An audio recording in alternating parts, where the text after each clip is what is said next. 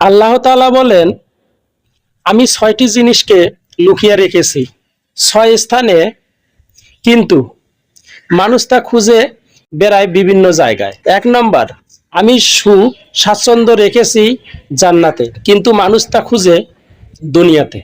২ নম্বর, আমি বরত্ব রেখেছি বিনয় ও নম্রে, কিন্তু মানুষ তা খুঁজে অহংকারে।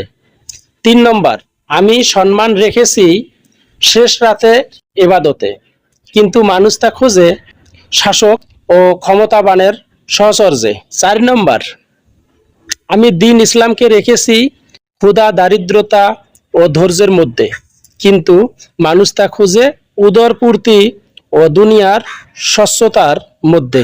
৫ নম্বর, আমি ধনী হওয়া রেখেছি অল্প সন্তুষ্টিতে, কিন্তু মানুষ তাও খুঁজে লোভ লালসার মধ্যে।